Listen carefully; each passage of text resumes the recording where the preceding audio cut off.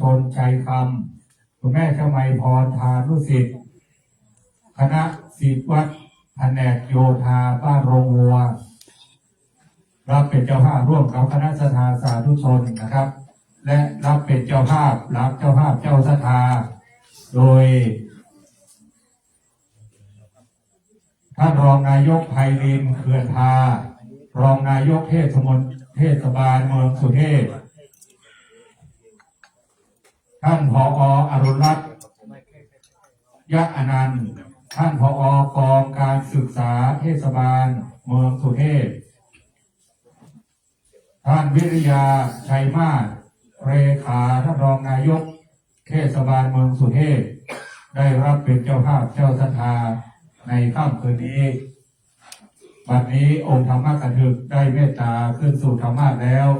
จักได้ประกอบพิธีในการสดับรับฟังพระธรรมเทศนา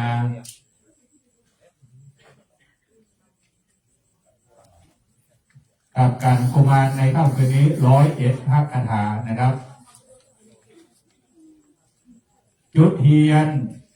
น้ำพระพุทธมนต์นะครับกราบไหว้สาในเมตตาธรรมของท่านอาจารย์พระสุริยารัตนมุนีในนามของมาดามหยกนะครับหรือคุณกฤษพรวิโรเวโรจน์นะครับขอกราบไหว้สาครับผม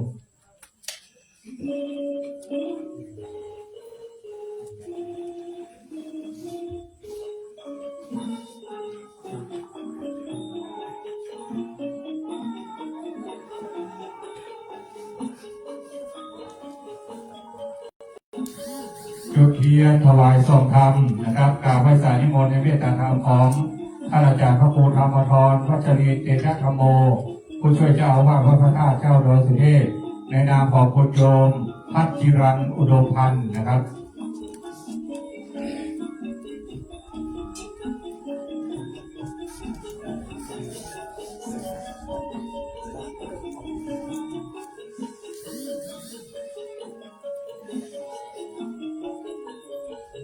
จุดธูปเข้าจำนวนบาทพระคาถา101 พระคาถานะครับขอรับเกียรติจากท่านรองไพรินทร์เขื่อนทาท่านรองนายกเทศบาลเมืองสุเทพชุดที่1นะครับ1 ชุดนะครับชุดที่2นะครับขอรับเกียรติจากท่านเลขานุการวิริยาสมมาตรเลขานุการท่านนายกเทศมนตรีเมืองสุเทพ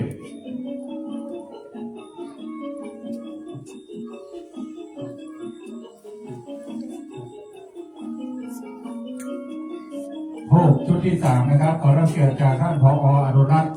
ยะอนันต์นะครับกองการศึกษาเทศบาลเมืองสุเทพ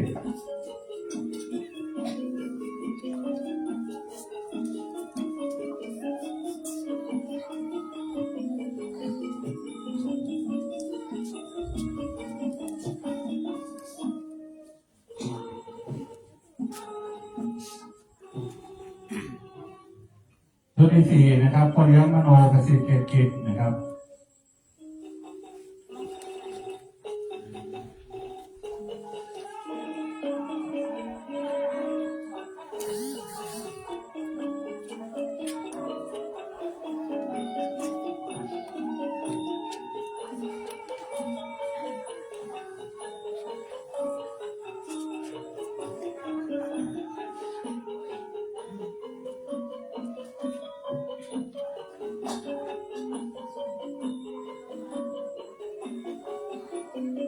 ต่อไปนะครับแม่โบไลทองสุวรรณนะครับชะตาคนเกิดปี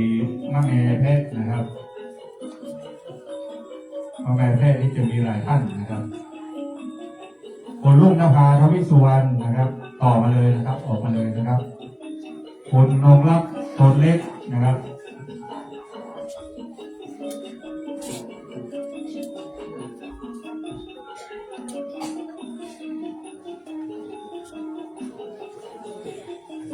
คนอุศนีประเสริฐศรี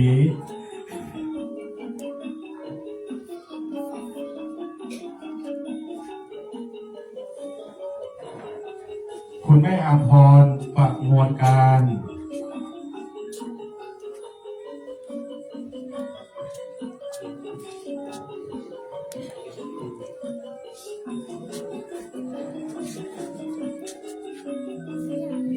คุณแม่บุญยวงบุญศรี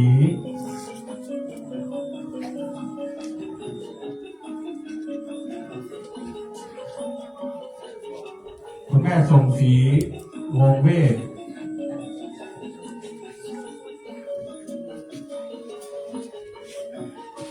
คุณเสงี่ยมมีตินา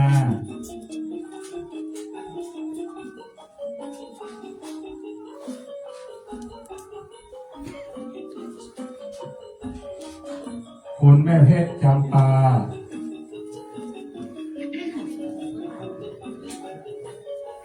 นางสาวนิสาตนชัยธรรมนะครับ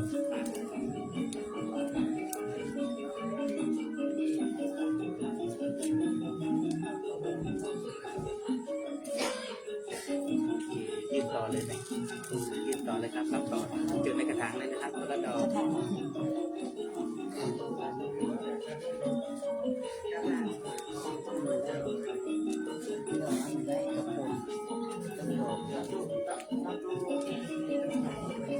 แม่เพียรแม่เทพ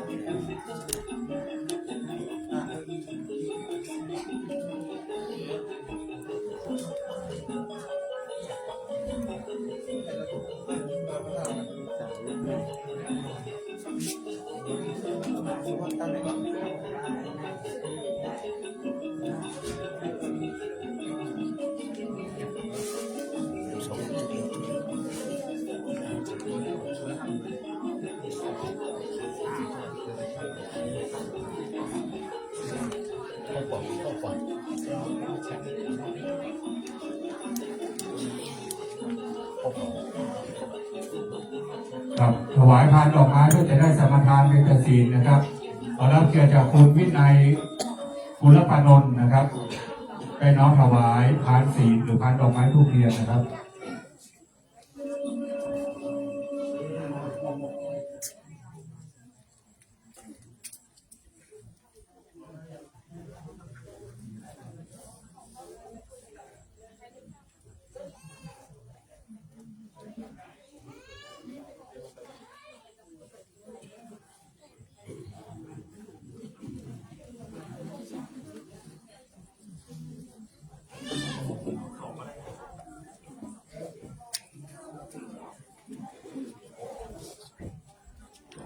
ครับเริ่มต้นนั้นเราได้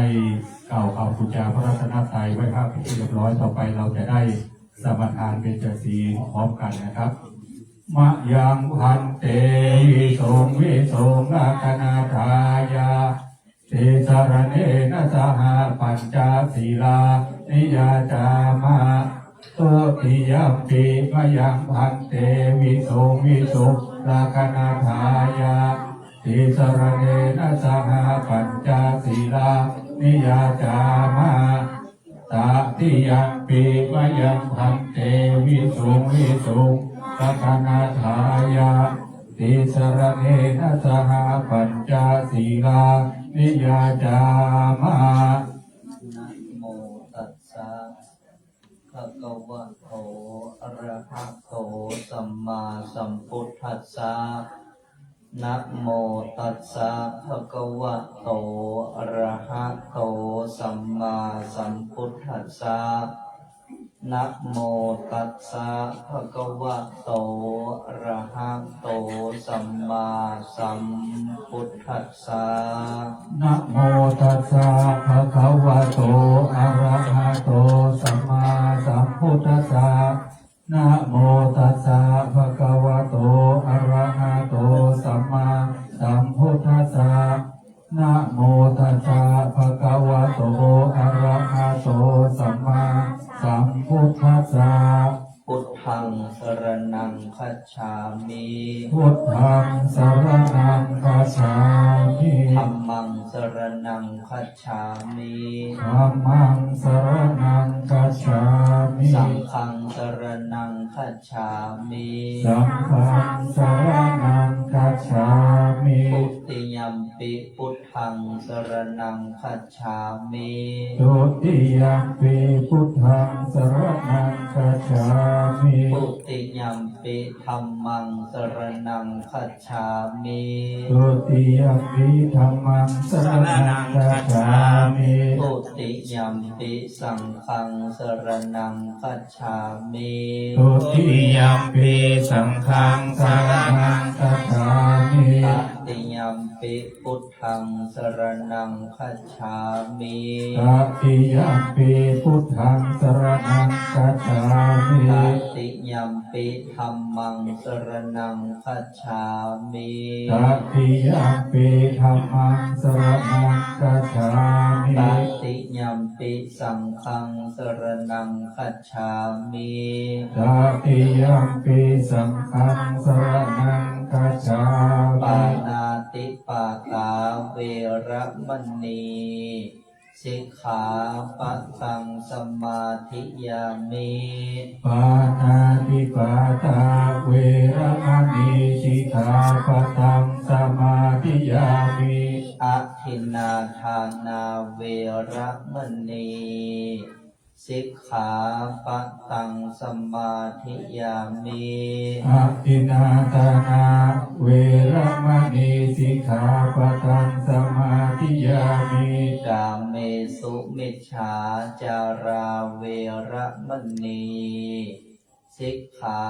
ปะทังสมาธิยามิ กาเมสุมิจฉาจาราเวระมณีสิกขาปะทังสมาธิยามิ มุสาวาทาเวระมณี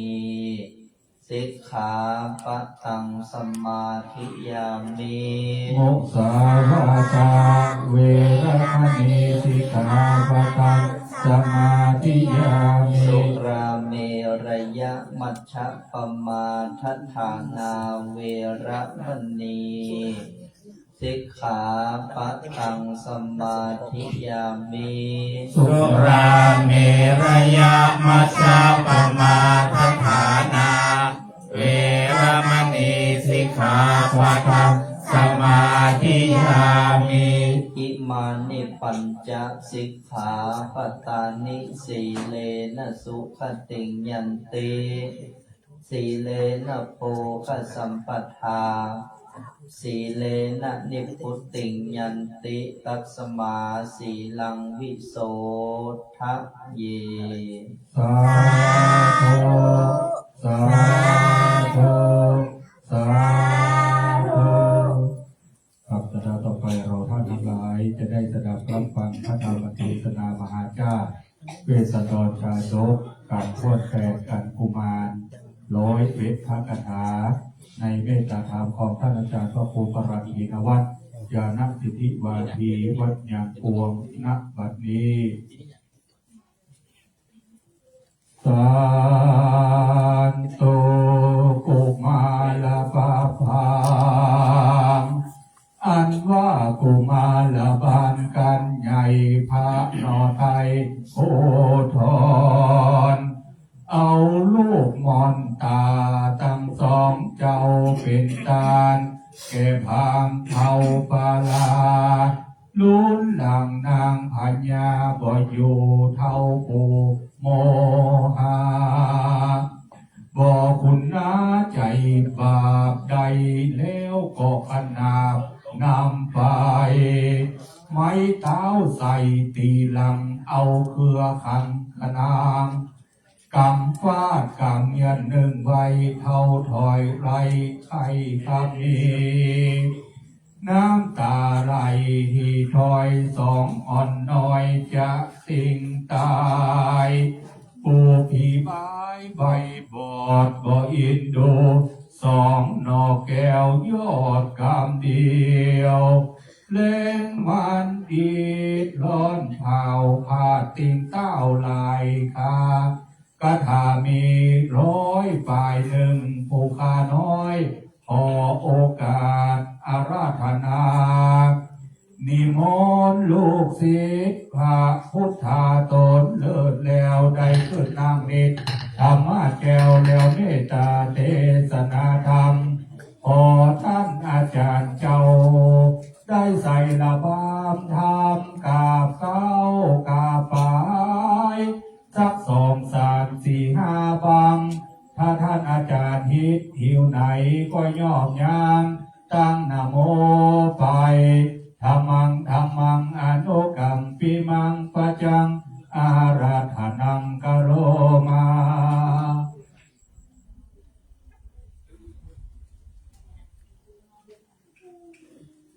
แม่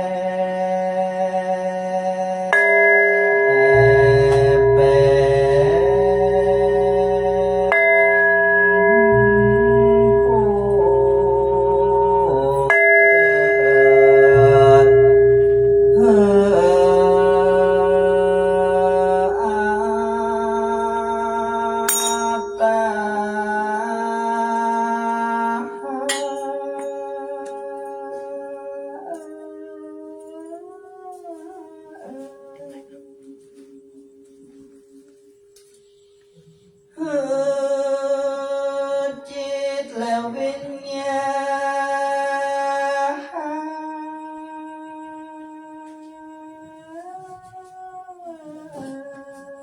ลูกน้อยสายใหญ่ได้ห่วงหา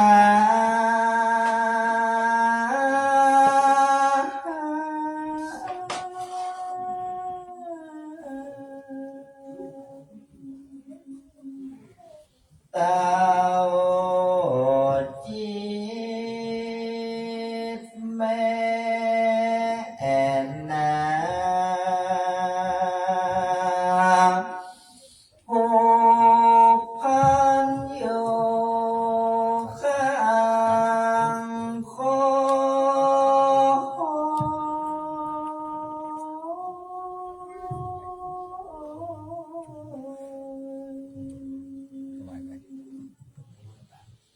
โยมือคืนวัน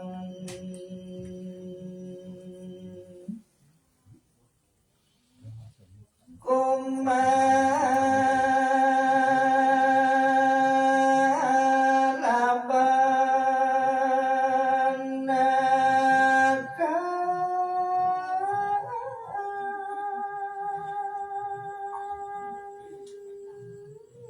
ใหญ่กว้างป่างมือบาเจ้า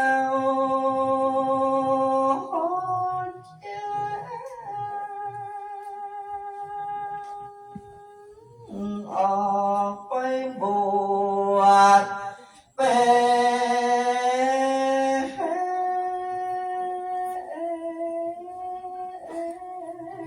นชีไปกระทำพร้อมอาจารย์สินเสพสังเตในปากกว้างดานขี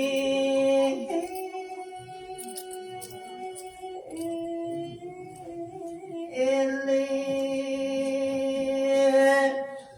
เสพระองค์ตานาตา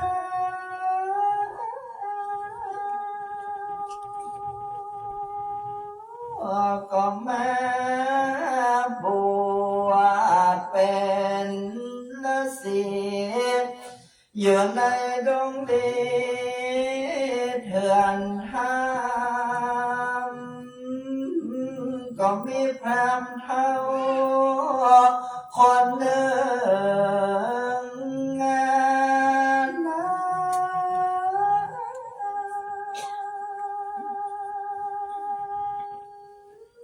มาขอเอาสองหนุ่มเนาเป็น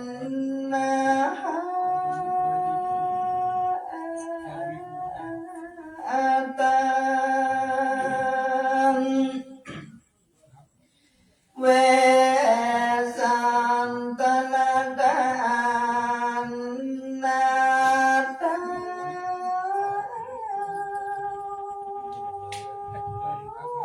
ก็มาปอดพันเนตรและ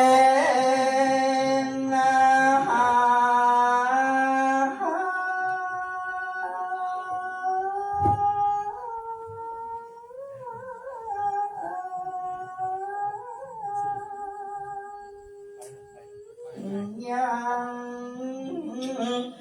สัพพัญโย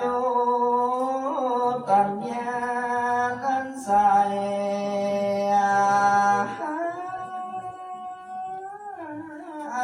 ผ่องแผ้วจริงได้เฮือสองกุมารสองกุมารหนอ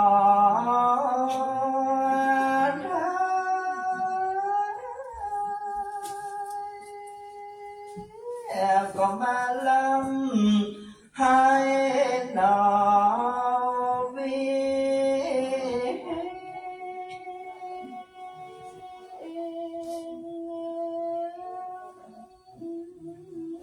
วนปูพระมณีนอก็มาเขียนนาติประดังอันอินโดสังนาเวทกุมารนอ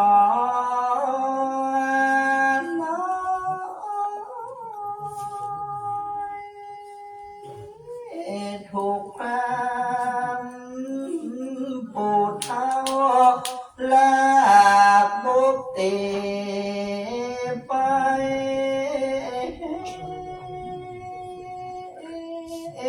ปันต่อไปนี่นอโลกงาน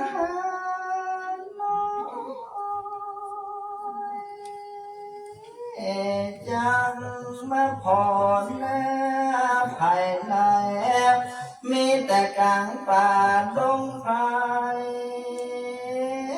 เถื่อนท้องตินสองเจ้าเป็นนา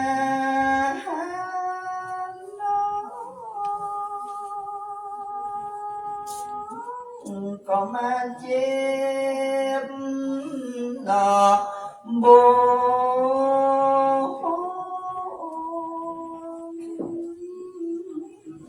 ปองเตโสก็มาโสเป็นน้องเตจำก็จักจำนะปองเป็นเลือดดังอันยังมีภาย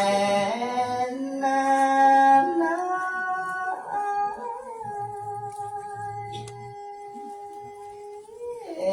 มาพอเล่งเล่ก็มีวันนั้น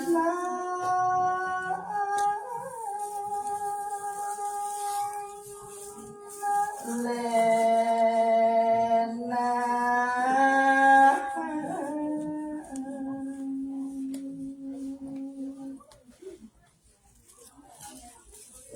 นะโม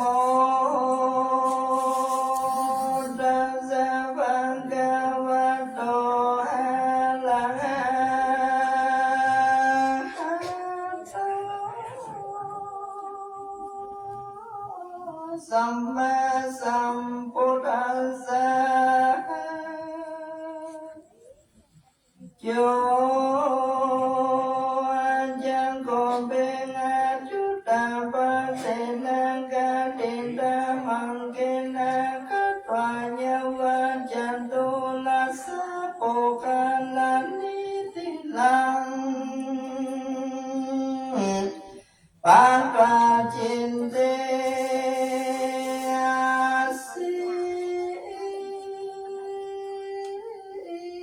สันตโวปังนาโสตุจานาสัพพุริสันตังไลนาสมุอันบานาสลงบนแห่งพระยาเวสันตันลังอันไกมันตันดาตังไดจูจังกับพระมังกรมาเต ไต่ไปโดยหนทางอันไกลอันยาวอาจนตาละสิใจหาบอกเสียงตัวขอเคียงหนทางเต่านั้นเร็วมันก็ไปถึงฝั่งแก้วโปโครานีมีสิแจงแจงตุลาสามกันมันก็ดำเพิ่งในใจงานจะนาย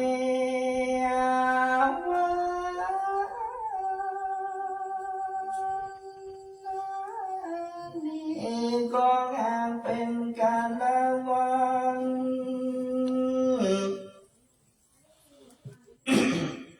อ่างคำตะวันทุกตำลำโดยไปเร็วเงินว่านางแก้วราชามันเตงันเป็นแม่ของสนีพี่น้องยังอาสงองสันดาจันเลมาตุกาโมนามาจืองันว่ามาตุกามปุญญินตัง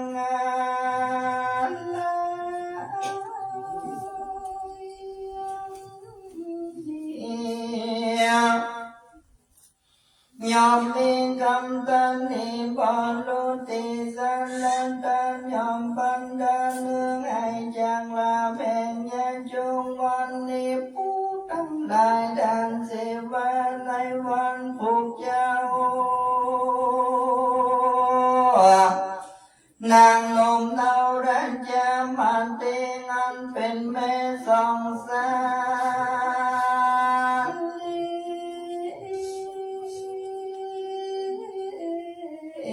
เข้าป่าในน้ำป่าไม่ดงไรกูอย่าไปเข้าสนที่โยนตั้งเป็นสันดานจิงวิงวอนมาขอเอาลูกแก้วกันได้แล้วก่อนจังรีบหนีไปแต่งงานนางราช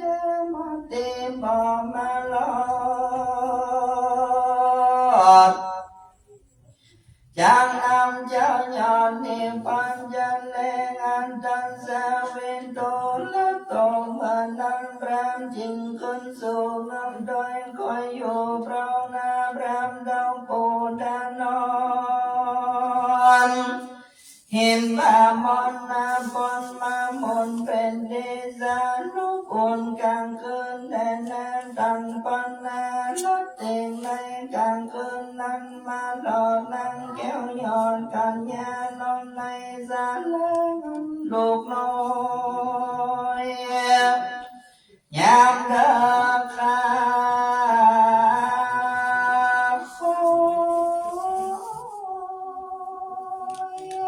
กลางคืนนางมาเสเปิดฟังทางนี้มิทาคุณกูเอโกโพลิโซนางปันว่ายังมีใจผู้หนึ่งดำเนื้อมันกำมันมีเข้ามาสู่คนดิงกางการนุ่งผ้ายอมป่าสองพื้นเพื่อเลื่องลงไปในเพื่อนหนึ่งสบายไปนองตั้งดอกไม้แดงนางตั้งสองหูคอเล่งดูเยอะแยะมือเดินแดมเลื่อมแก่นตาเข้ามาสู่สารนั่งแล้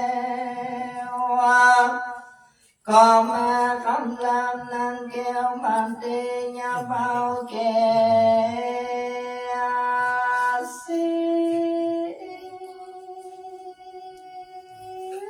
มวนเก่าจังเอาเจ้าเต้านอนไงควางเอาตาแม่นางตั้งกูเล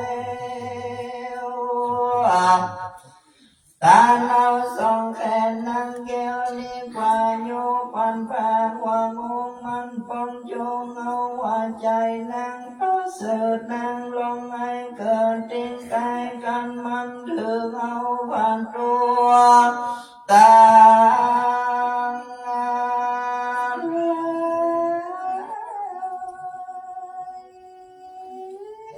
ได้แล้วยามเมื่อเลือดนางแก้วคงไหลตรงมันก็ยุด เอาแขนนางงามเดียวป่าเขาป่าไม้ไปปันเล่นนาสาปังปูชิดป่านางมันตียังรับบ่อตันจืดนางแก้วตื่นกลางจังฟันนางบอกเคยฝันทำแตกนางตูมใจมางนางนานางปัญญาขันนีงาเชีย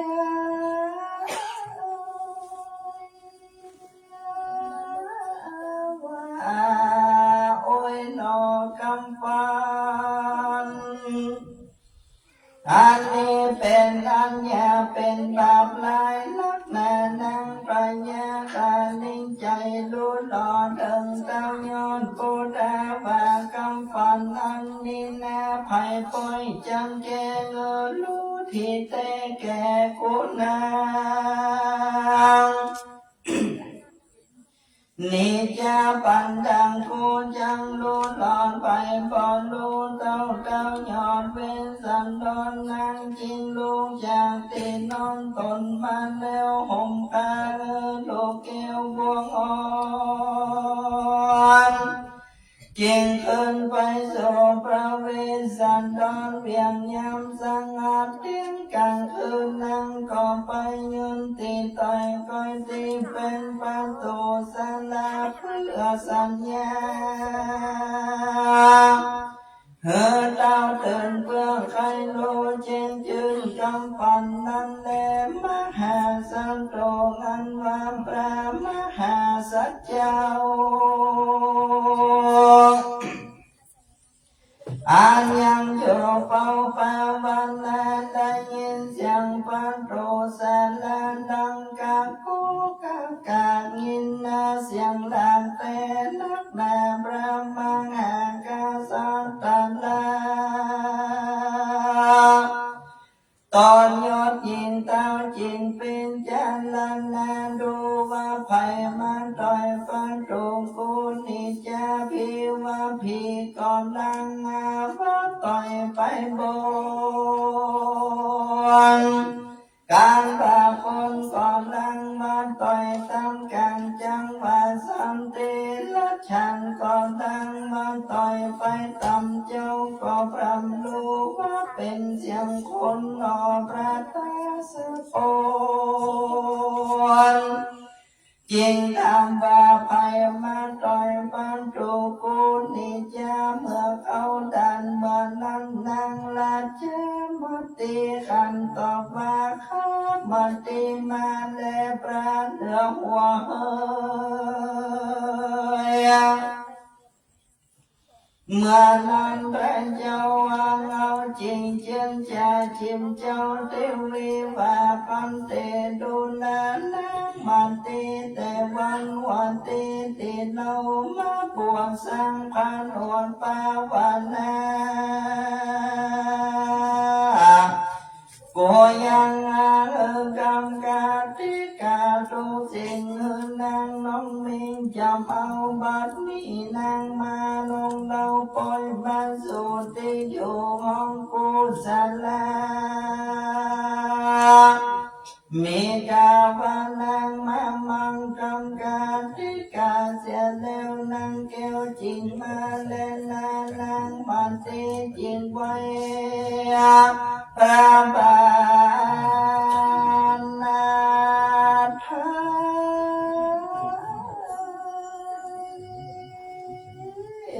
พวกตนบางข้าแต่พระนอโตสะพลเป็นเจ้าข้าลอยเข้าสู่ศาลาบอนเจว่าจังมาแฝงตนเดิมขันข้าพระเจ้า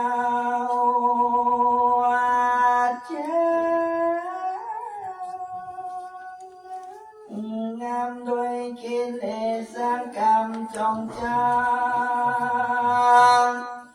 แต่ขอฝันได้นางแก่แต่ดิเลกามันดีฝันหลังนี้มิทางปุนกลัวจริงมาหาพระเหนือหัวคือเก่าแก่ ฮัลโหลเตเตชวนสันดีคำอันดีมาปิดเมื่อเพื่อวางข้าฝันใจเมื่อกลางคืนนี้เล่นนาเตนางเอเมื่อนั้นพระมหาสัจเจ้าจิงดำบานังนอนเนาปันฉันได้จงแก้ไขแต่ไปนอกเตข้างของสานาปุนเตือนนางบันเตจริงเหล่านี้มิเก่างันตนฟันแก่พระนางคำนางเก่าเงือพระบาทเจ้าฟังดูนั่นแลเหมือนนั้นพระมหาสัจเจ้าจริงเถิดเอานิมิตกำปันเจ้าของอาไปตันลุนอ่อนด้วยปัญญายอดเมดีงานวันแต่ละปานมีจังบัวตามวนแก่กูตานายดันดาวเห็มมาปานนิเลวันปลูกเจ้าลอยวาญาจงจังเข้ามาสู่ของเอาลูกเกี่ยวตั้งสองเพิ่งมีจะเล่นคำเต้าแปดกฎหมาย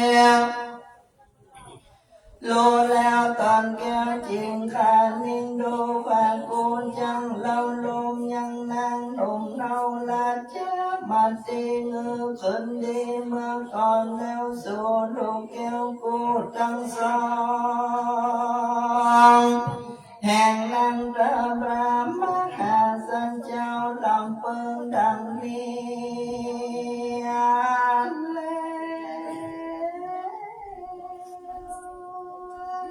ต้นแก้วจริงเล่าลมว่าโดนลานางเมื่อก่อนนางเคยนอนบนตีนนอนนั่งสร้างอาดูสีวิลาเลื่องไหลเจือไปด้วยสะท้อนตั้งพระพรโกเจ้าสาลีนงลาวนาคน้องตาลงเครื่องยองจอมเจียงคันเคยกินอาหารนาหลายหลางจินปลาหมากน้ำมาใส่ปลาจันนาคำเด้งเป็นกาบันนี้นางมาย้อนในป่าดงแม่ก่อนทันลงหนังเสือในนาส่วนที่นอนเดือดตีดินได้ทุกเรือนในเดือดไม้กินลูกไม้ใส่เนื้อตองนอนเดือดดินได้บ่มีสารใบไม้ละลองนอนมือตั้งมอนสอนเขาเป็นตู้จิ้มเจ้าจองปางลองมาทานั่งคำเขือทาลมเยือกปุ่นกัวแม่อย่ามัวโศกเศร้าจุงไปนอนกับลูกเราสองด้านเติพระมหาสัจเจ้าเราลมนั่งดังนี้แล้วก็ส่งเธอนางแก้วคำสู่สาราดังเก่าในสาวีปันตาในเมืองกลางคืนนั้นได้ลุงใส่ฟ้าปุงขึ้นมานางพญาก็มากาตั้มบางปาติบางกว่าเปียวงานสามาสาลาแล้วก็แต่งได้ยังน้ำกินและน้ำใจตั้งไม่สิปันและน้ำสวยนางพระมหาสัจเจ้าแล้วก็หุมเอาลูกเกี่ยวลังแล้วดังดวงตาจริงเจนจากคำลูกเต้า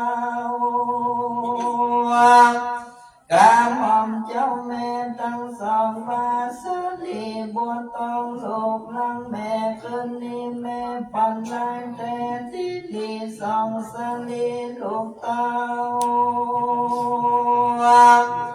จงโยกำพระบาทเจ้าอย่าใจไกลลูกใส่ใจอย่าได้พระมาจุงเล่นอยู่ไกลพระบาทไทยสินเตอวางันแล้วก็งมเอาลูกแก้วแห่งตน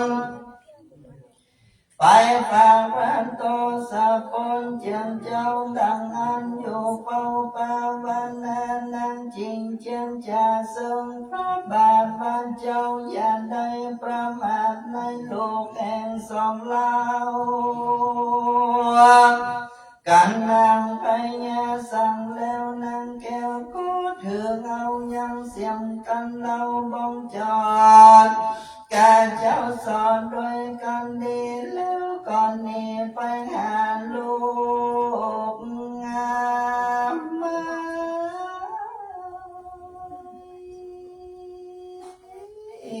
อย่าร้องไห้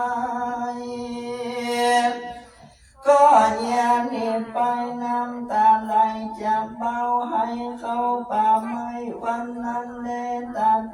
จูจังโกในกาลนั้นจูจังกับรำปูเท้าเตือนลูกเตือนเจ้ากินไงมันก่อสร้างไปอาทงคมเต้าพรำเต้าก่อยลงมานี่จากพาปากคำกินน้ำอิ่มเพียงใจมันก่อขันนินนายเจ้า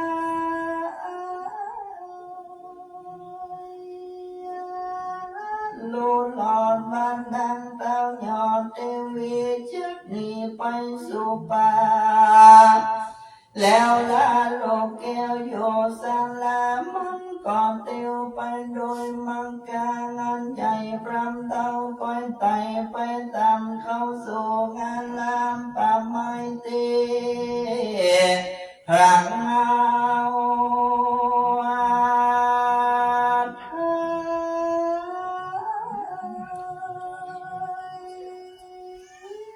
อยู่กลางทำวันนั้นแล้วตั้งส่วนตัวมังหาสันโตมานันตรามหาสันเจ้าได้ยินพรำเต้าเก่าขอตานมีใจบันจงชื่นใจต้องตื่นด้วยยินดีเหมือนดังตามเศรษฐีผู้มีใจสันดานจันใจประดิษฐานตั้งไว้ยังกำฟังในมือคนนั้นตกไหลกันมันได้หลวดยินดียังวันตามปากิลีป่าไม่จังไว้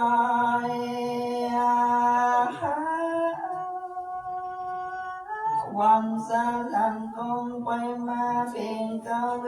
ดูแลเพียงกลัว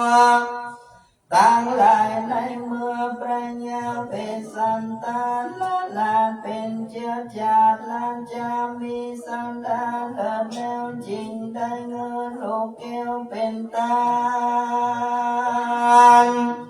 พระผู้บันโศกเศร้าลงให้เขาสู่สานาควรกระโสดคุณน้ำหมากนางพระมหาสันเจ้าก็มาลองลามให้นอกแล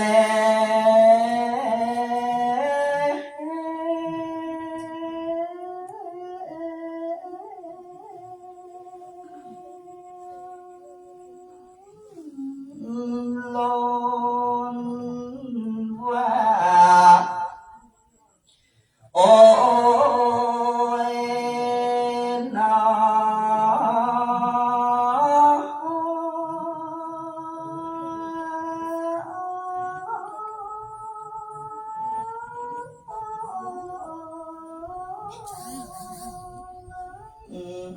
อินโด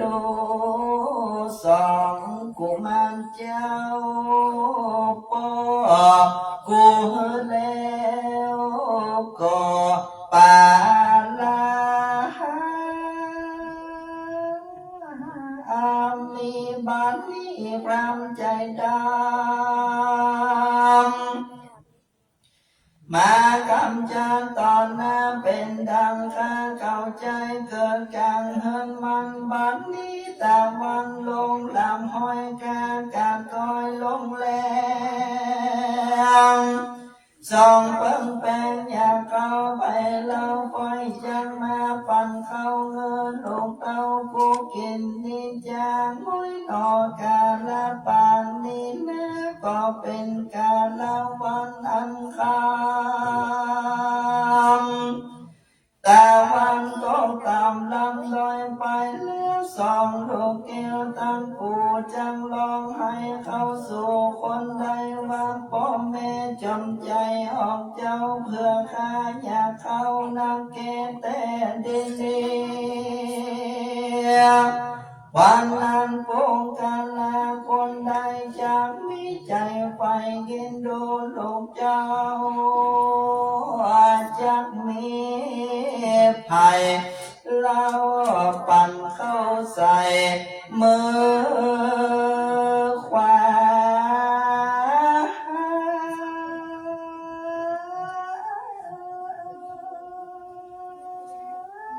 จักมี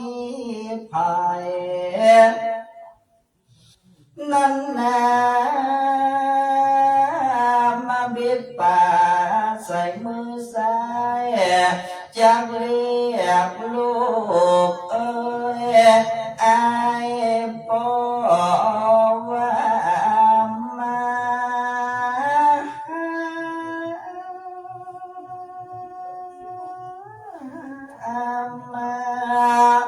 ก็มีวันนั้น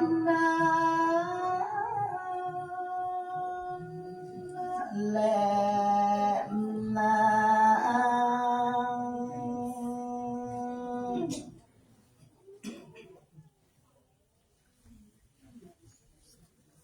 บัดนี้พระธรรมเทศนาเนื้อมหาจากเวสสันดรจาดกได้ลำดับลำดาแต่ละกันมาจอดกันที่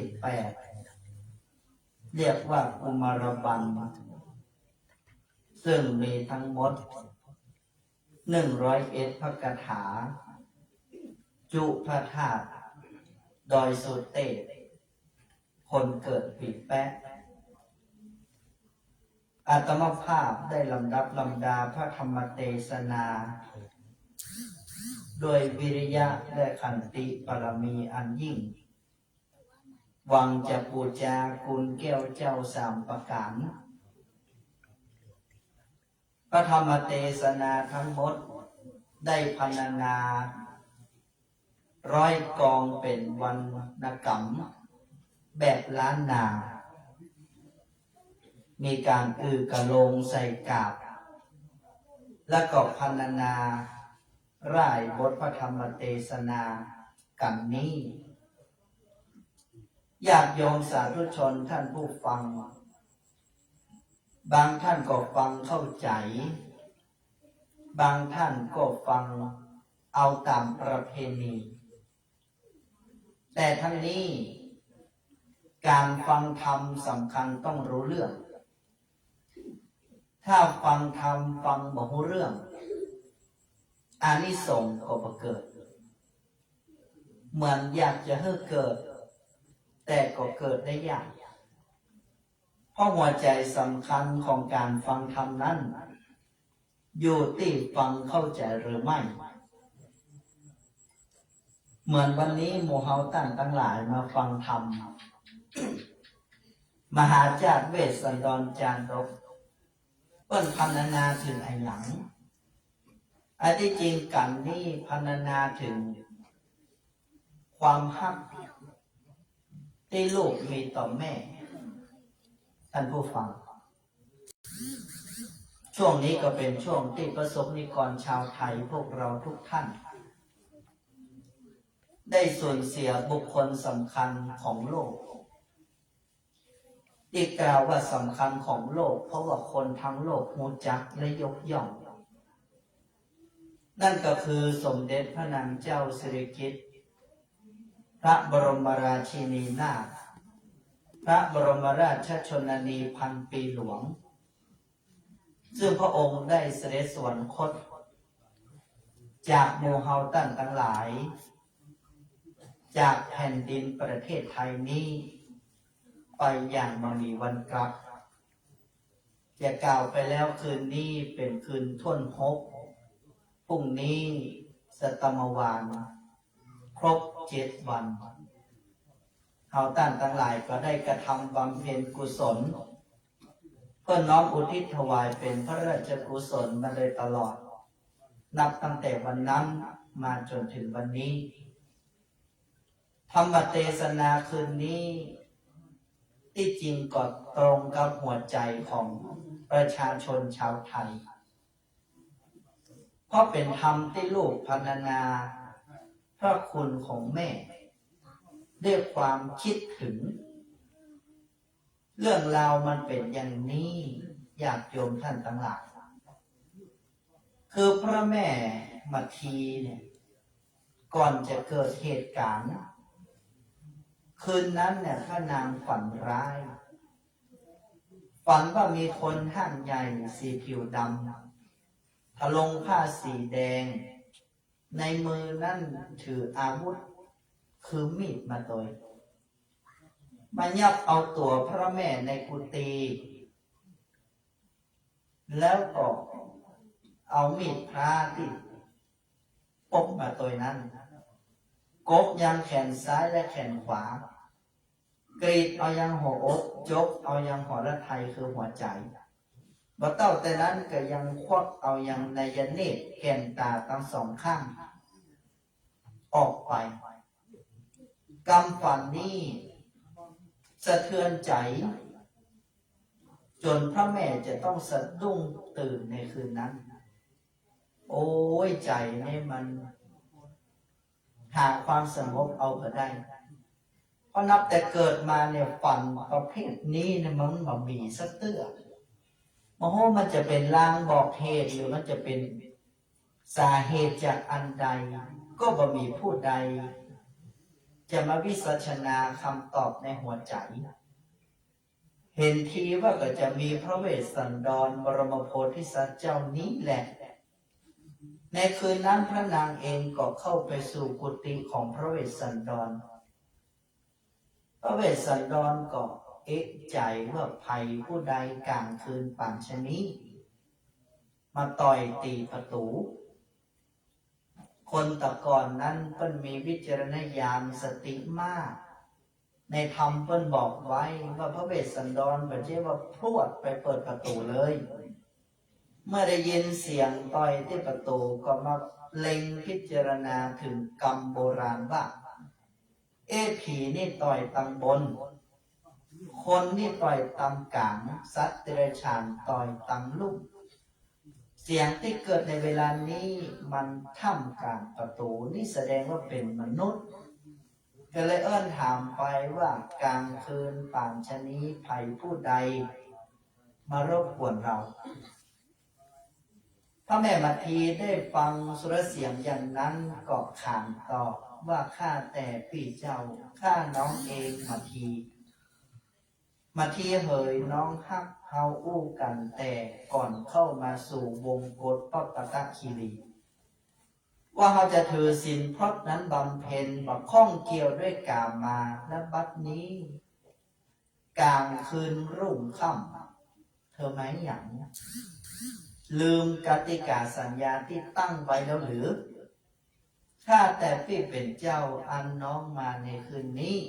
ไม่ได้มาด้วยกามมาลมจ้องจักแต่อันใดหากแต่น้องมีนิมิตร้ายให้ขอพี่ได้ช่วยไขนิมิตกรรมฝันนี้ตนว่าจะเป็นเหตุร้ายเหตุดีประการใดเอาอีกก็แล้วกันแม่มันอยู่ตั้งนอกทันแหละแล้วจงเล่ากรรมฝันทั้งหมดเพื่อพี่ได้ฟังพระเวสสันดรฟังพระแม่มัททีเล่ากรรมฝันทั้งหมดด้วยอนาคตังสยานล่วงรู้ในจิตว่าพรุ่งนี้จะได้กระทำมหาตาณบารมีอันใหญ่ด้วยเหตุว่าจะมีพราหมณ์เท่าชลาตาชูชกมันจะมาขออ้อนเอายังพักกันหาจารีลูกพักทั้งสองพรุ่งนี้เขาจะได้ฮื้อตาลอันยิ่งคือตาลบุตรพระเวสสันดรล่วงรู้แต่ก็พินิจในใจว่าจะไปบอกแม่มันตรง ว่าจะได้ตามลูกนี่คงจะบัดเจลายก็เลยอู้ไปอ้อมว่าแม่เหย อันฝันที่น้องฝันนั่นก็เป็นเพราะว่าธาตุในตัวน้องมันแปรปรวน น้องมาอยู่ที่ทุกข์ที่ยากแต่ก่อนน้องอยู่ที่สุขที่สบายธาตุมันแปรปรวน มันเลยฝันบดีอย่างนี้ เพราะฉะนั้นบ่มีอันใดดอกก็ปิกไปนอนอาสมเสีย ไปดูลูกดูเต้าเพื่อเรียบร้อย แม่มาทีฟังอย่างนั้นก็พอสบายใจขึ้นมาน้อยนึงแต่ก็บัดที่สุดปีกมาแล้ว ก็มาปฏิบัติปัตถูทำหน้าที่ของแม่และหน้าที่ของสีแก้วภรรยาตื่นเจ้ามาก็ปฏิบัติทำหน้าที่ทุกสิ่งทุกอย่างแล้ว ก็มาพิจารณาเล็งดูว่าเสบียงที่เก็บอยู่เวลานี้มันเบาบางขั้นว่าจะออกไปหาก็เป็นห่วงลูกเพราะกำฝันตะคืนยังอยู่ในใจแต่ถ้าบอกออกไปก็กลัวว่าลูกและผัวจะมามียังกินหน้าที่อันยิ่งใหญ่สำคัญเพราะฉะนั้น ไอ้กำฝันที่เป็นอยู่นี้จะเป็นตายไล่ดีอย่างใดก็คงจะตามใจตัวเขาไม่ได้เพราะที่สุดจะทำให้คนในครอบครัวอดสุดท้ายก็เลยต้องลาลูกและพระเวสสันดรว่าวันนี้จำจะต้องเข้าสู่ป่าบรรดาญาติโยมท่านทั้งหลายก่อนแม่มาทีจะเข้าสู่ป่านั้นก็ได้มาสั่งลูกทั้งสองกันหาชาลีแล้วว่าลูกทั้งสองตะคืนนี้แม่ฝันร้ายฉะนั้นแม่กลัวว่าอันตรายภัยใดๆจะเกิดมีแก่ลูกอยู่กับพ่อในวันนี้เขตตั้งนอกห้ามไปเด็ดขาดจนกว่าแม่จะพลิกมาลูกทั้งสองก็ตอบรับกรรมของแม่พระแม่มาทีก็ถือคอลีได้กับเจ้าเข้าสู่ป่าเพื่อไปเสาะหาหัวมันและลูกไม้บรรดาญาติโยมสาธุชนท่านทั้งหลายทักแต่นั้นก็กลับมาสู่ที่ปู่พามชูชกมันล่วงรู้เวลานาทีดีเพราะเวลานี้แม่มันมาอยู่แล้วก็คงจะเหลือแต่พระเวสสันดรบรมโพธิสัตว์และลูกทั้งสองก็ถือเลิกผ่านนาทีเข้ามาสู่ขอพระกันหาจารีในอาสมของพระเวสสันดรเจ้าคันว่าปู่พามเจ้าชูชกมาขอลูกทั้งสองถึงตีอันใจของพระเวสสันดรนี่ก็ปรารถนาจะเต็มอกเต็มใจที่จะแต่ทีนี้ป่อมันเหยเอารอแม่มันแหกคำบอกโดยมารยาทแล้วว่าแม่นั้นเป็นผู้คือกำเนิดเกิดลูกออกมาไอ้เฮานี่เต็มอกเต็มใจแต่ว่าแม่มันไปอยู่ป่าอยู่ประเดียวก็คงจะพลิกมาขอปกพรามรอเอาสักหน่อยเนาะปะโถญาติโยมท่านทั้งหลายปู่พรามล่วงรู้อยู่แล้วว่ามาตุคามแม่ยิงนั้นปะโถใจที่จะนั้นยิ่งเฉพาะจะลูกเป็นไปได้ยากยิ่งก็เลยอุตคอกแดกดันพระเวสสันดรเจ้าว่าท่านบำเพ็ญทานบารมีตั้งสัจจะไว้ดีแล้วฉะไหนถึงมาอู้กับกรอกปิ้นป้อนจะตามก็ตามเสียเอาเวลานี้จะต้องมารอไผ่ผู้ใดเล่านะอันนี้อู้คือพระเวสสันดรได้เจ็บอกเจ็บใจแต่พระเวสสันดรก็ไม่ได้เจ็บใจอันใดญาติก็เข้าใจแหละแต่ก็เพียงแค่รอเวลามานานสุดท้ายปู่พามก็ต้องมายอมใจการหาจารีมันต้องมาสู้อยู่ข้างแล้วญาติโยมท่านผู้ฟังก็ลักหนีไปอยู่สะโบกรณีแล้วอ่อนสองคนก็ลวกแต่เนอจะก้าวตีนลงสู่สะโบกรณีถ้าจะลงไปซื่อๆก็จะหูว่าตัวเก่ามาซ่อนมาลบก็เลยเดินถอยหลังลงประดุษดังว่าได้ขึ้นสะโบกรณีมาแล้วพระเวสสันดรก็ซ้อหาก็ไปปะที่โบกรณีก็ล่วงรู้ว่าลูกทั้งสองเป็นผู้ฉลาดนะมีหอยตีนขึ้นบ่มีหอยตีนลงก็แสดงว่าลูกทั้งสองได้วางกลไว้ดี แต่ทั้งนี้ทั้งนั้นพ่อก็ประโลมใจของลูกว่าลูกจะมาเป็นสะเพาคำลำใหญ่สร้างบารมีร่วมกับพ่อจะได้นำสัตว์ทั้งหลายทั้งปวงเปิดพ้นโอกะสงสารกันหาจารีเลยยอมขึ้นจากสะบกกรณีพระเวสสันดรก็ฮือตางบุตติบุตตากันหาจารีแก่พรามชูชกในระหว่างที่ผู้พรามเท่าชูชกกับชุดกระชากล่างตีกันหาจารีออกนอกอาสมนั่นแลญาติโยมทุกท่านเป็นดีนาอินดูกันหาจารีแตะเนอเพราะว่ามาคึดถึงแม่เรือคณะตรงนี้แหละที่บอกว่าลูกพรรณนาถึงแม่มาละนึกเกิดถึงพระคุณมาละนึกเกิดถึงใบหน้าน้ำเสียงตลอดจนถึงความอบอุ่นที่จริงแล้วกันหาจารีก็ตุกใจเหมือนกันใจก็อยากจะช่วยพ่อสร้างบารมีแต่แห่งใจหนึ่งก็เกิดเติมหาแม่แล้วก็ยังเกิดในใจอยู่ว่ายังบ่รอแม่สักน้อยนึงตาพอในจิตในใจญาติโยมทุกคนทุกท่านเป็นกาบทำปายดังที่ญาติโยมทุกคนทุกท่านจะได้สดับต่อจากนี้ไปกุมารบานาคาใหญ่กว้างปางเมื่อพระเจ้า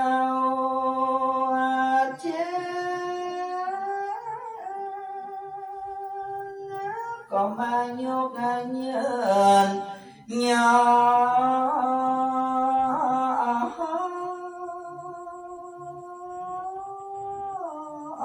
ปันแผ่นดินดาลันดาก็ปมาไว้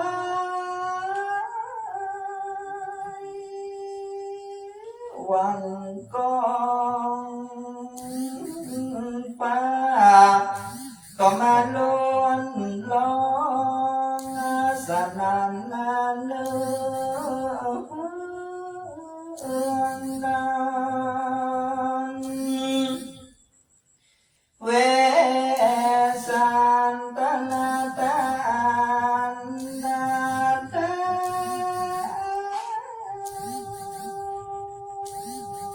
ก็มาตอดพาเนตเล็งหันสัพพัญโยตัญญานั้นเลิศแล้วก็มากำแขนสองลูกแก้วหยาดน้ำแล้วก็เต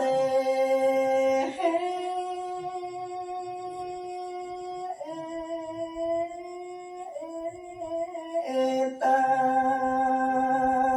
นโส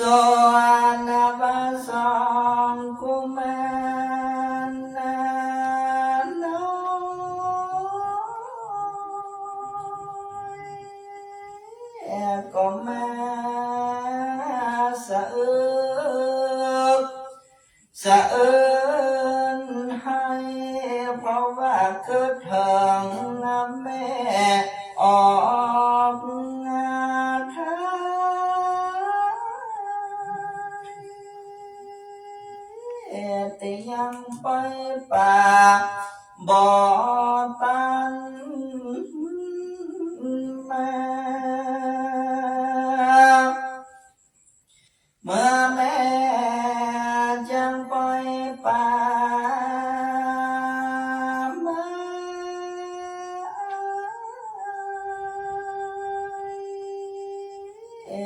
แม่ก็มาสั่งไว้ว่าอย่าได้ลาสา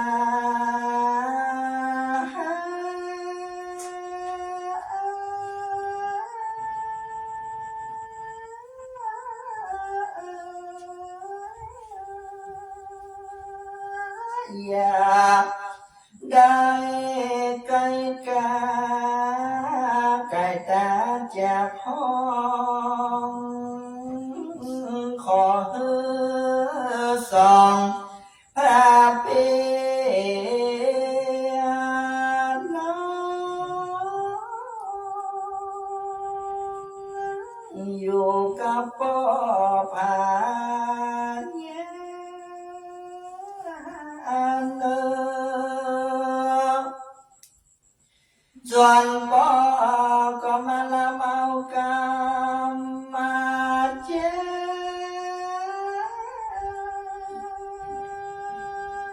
กับมาตีแล้วว่า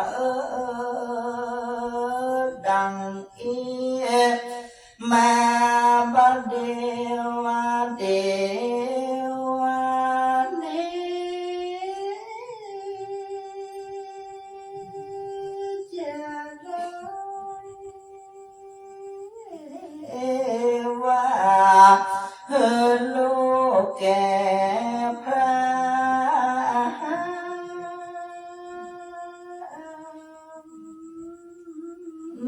จะกันว่าแม่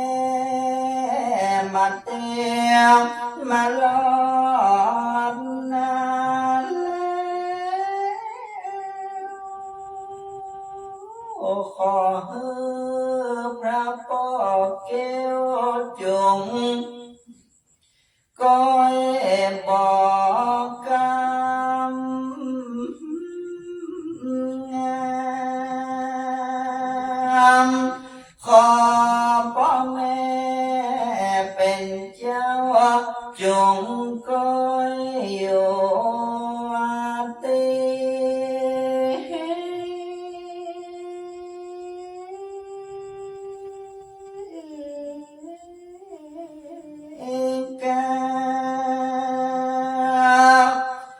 วางก็อยู่ก่อนเตือนป่ามา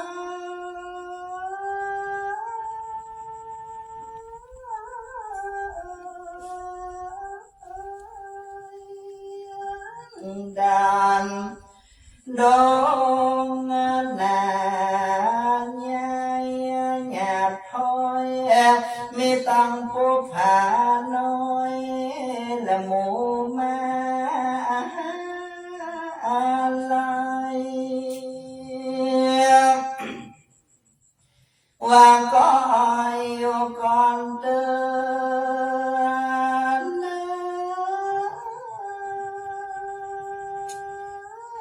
สลิดสแลงอุ่นอ่อนหอมไก่สุรปีใหญ่ไข่กี้อามีตังดอกตายเหินหานนาฟ้า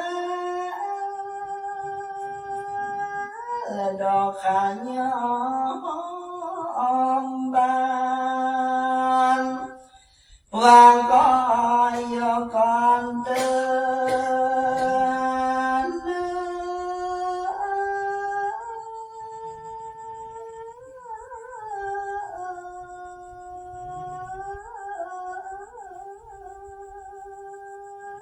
อนหมัวปักสีปักสา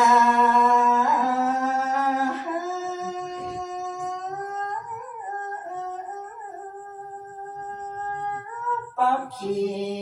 ตินาใหญ่น้อยอันเคยมาเวียนเวียนห้อยเป้าเปิบย้อยวิ่งย้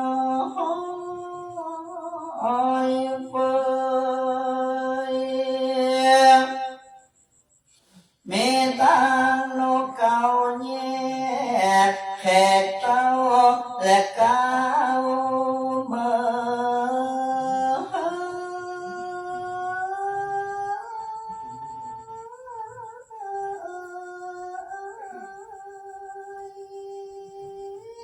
จุกจะลอยดอยคอยคอยขอดคองโอเถิดลามมาลองคอยลอยยังไปสุลิญาก็ลงไป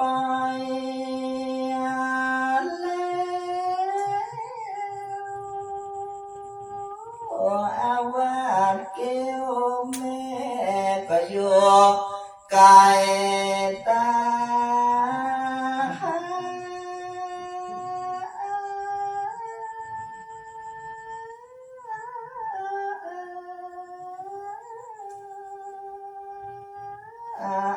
ว่ากันหาเฮยกันนะจุงรีบมาเว้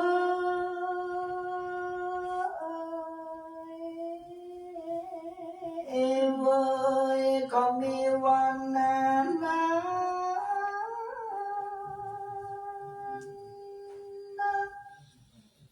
แลนะ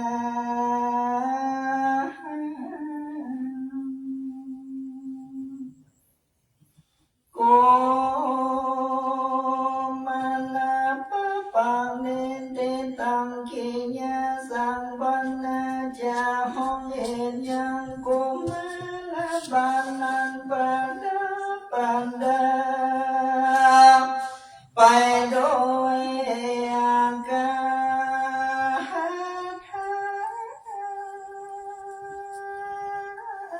ว่าได้100พรามกาถาก็บังกมสมเด็จเสด็จ สาธุ สาธุ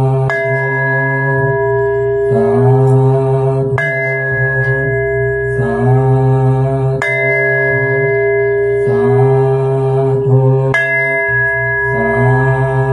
ธุ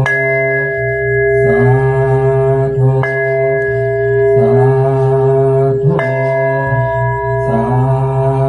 ธุ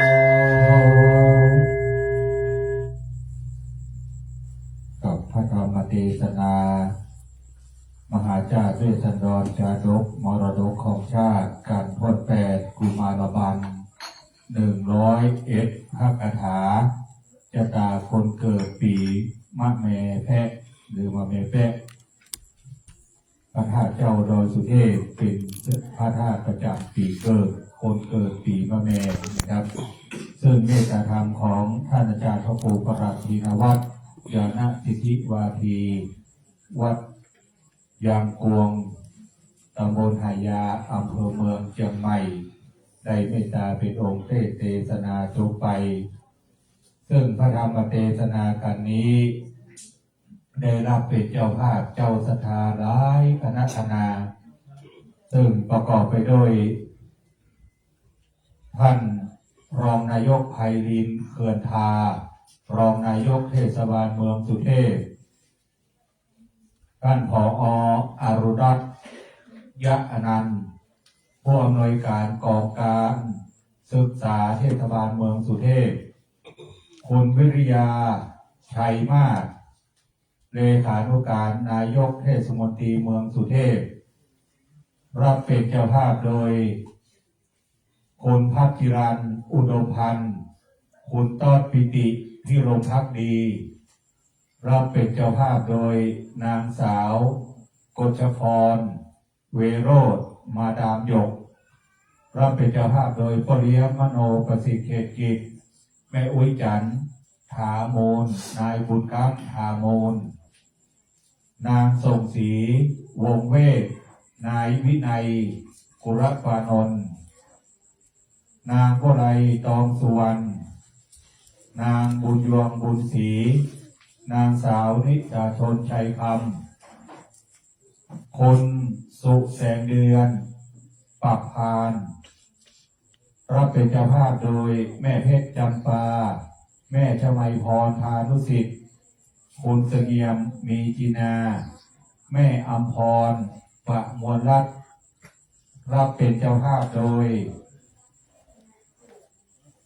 คุณอินสมยานะ รับเป็นเจ้าภาพโดยคุณปริชัดชัยเจริญไมตรีคุณประภาพรแท้เฮงกรุงเทพมหานคร รับเป็นเจ้าภาพโดยคณะศิษย์วัด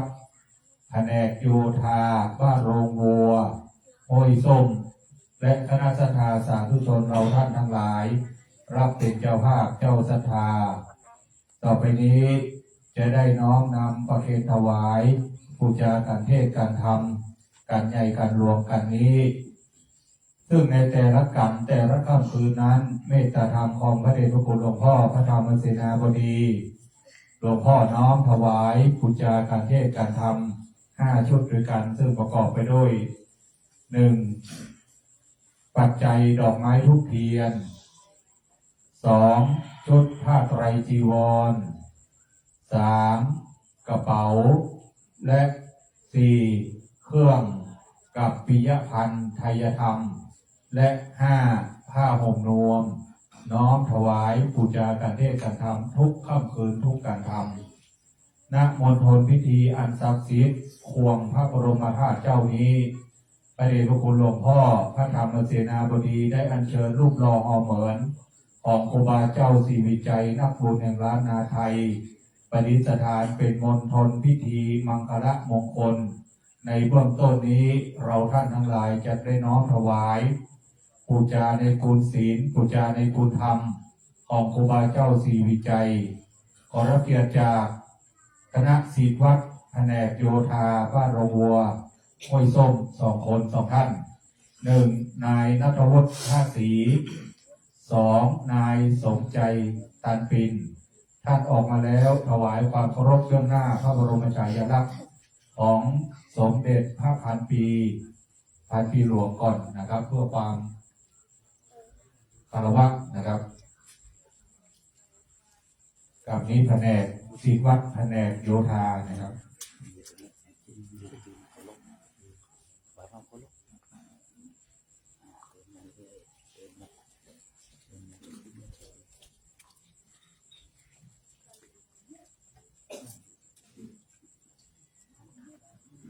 ครูบาเจ้าศรีวิจัยจะเป็นบุคคลสำคัญของโลกนะครับสาธุสาธุสาธุ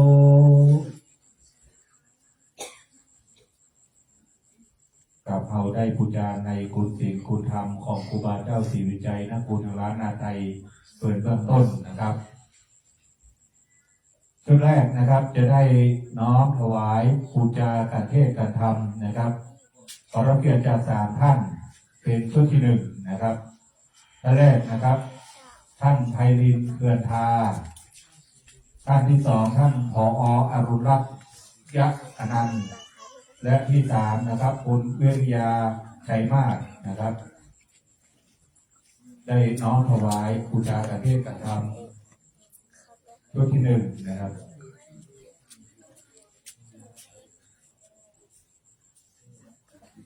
กับท่านจากท่านน้องประคองพร้อมกันนะครับน้องประคองพร้อมกันกับได้มีส่วนอนุโมทนาร่วมกันนะครับคณะศรัทธาสาธุชนนอกนั้นเราสาธุการ3 ครั้งนะครับสาธุสาธุสาธุ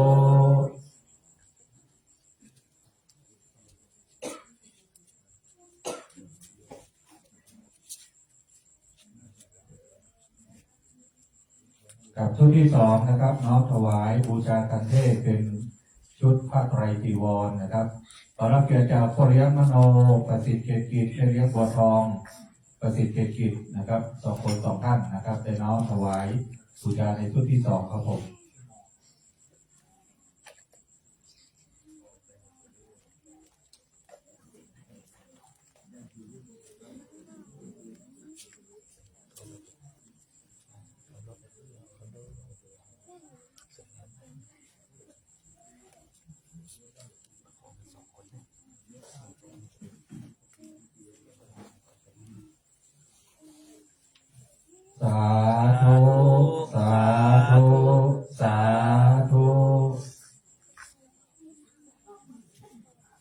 และชุดที่สามนะครับขอรับเกียรติจากสองท่านเหมือนกันนะครับ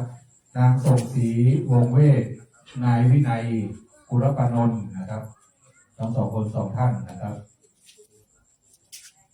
นี้ก็มาทุกค่ำคืนนะครับ แม่ส่งศรีนะครับบ้านอยู่ในเวียงนะครับ แต่อุตสาหะวิริยะขันติมีทุกอย่างนะครับ มาทุกค่ำคืนนะครับ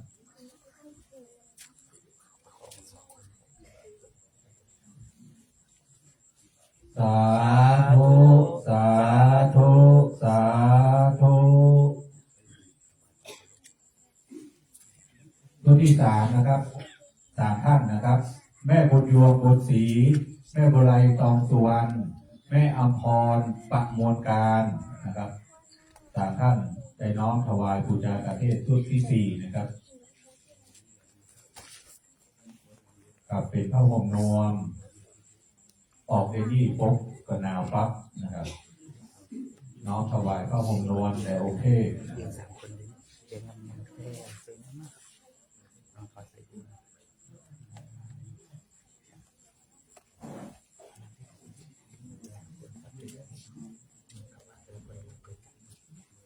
สาธุสาธุสาธุและชุดที่ห้านะครับ น้อมถวายสามท่านเหมือนกันนะครับนางสาวนิสาชนชัยคำแม่เพชรจำปานางเสงี่ยมมีจีนานะครับ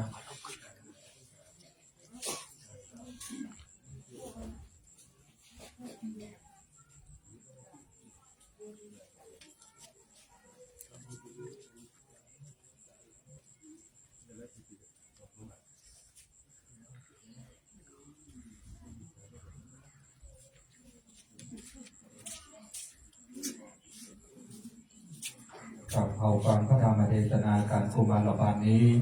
ท่านอาจารย์ได้ใส่ทั้งกาบเก้าและกาบปลายฟังแล้วน้ำตาก็จะไหลโดยนะครับยืนเราได้แม่ไม่ต้องนั่งยืนเราสาธุสาธุสาธุ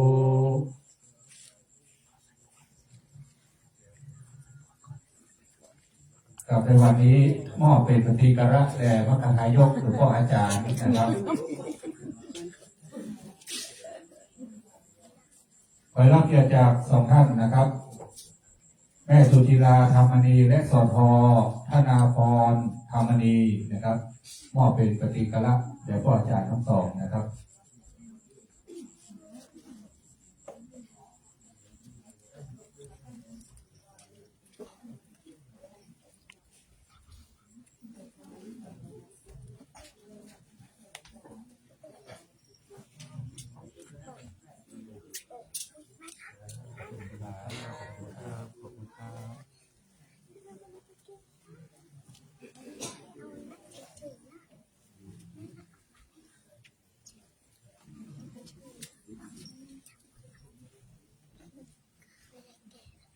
กับต่อไปท่านที่มีน้ำนะครับเตรียมต่อน้ำรับพรจากองค์ธรรมกถึงครับผม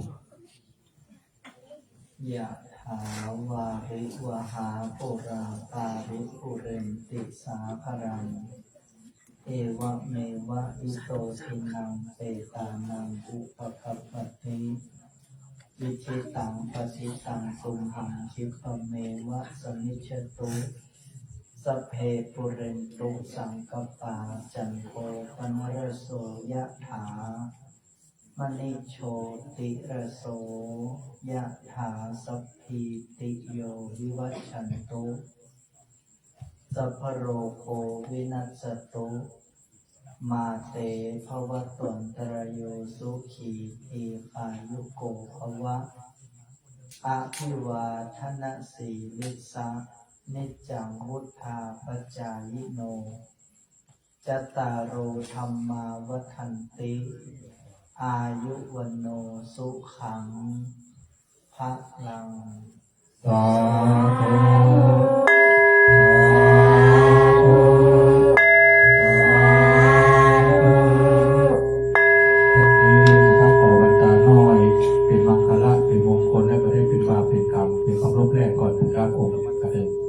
ผ วัน วัน ตา ทามิพันเตสัพพังอาปาราทังคามาทัมเมพันเตมยากาตังปุญญสามินานุโมทิตาพังสามินากาตังปุญญังไมหังตาตังปังสาธุสาธุอนุโมทามิ พุทโธธัมโมสังโฆอายุวันโนสุขังภะลัง สาธุสาธุสาธุกลับเข้าในนามของพระเดชคุณหลวงพ่อพระธรรมเสนาบดีในนามของคณะสัตยาสาธุชนทุกคนทุกท่านกราบไหว้ขอบพระคุณในเมตตาจริงเมตตาธรรมของท่านอาจารย์พระครูปราธินวัฒน์ญาณสิทธิวัทีองค์ธรรมกถึก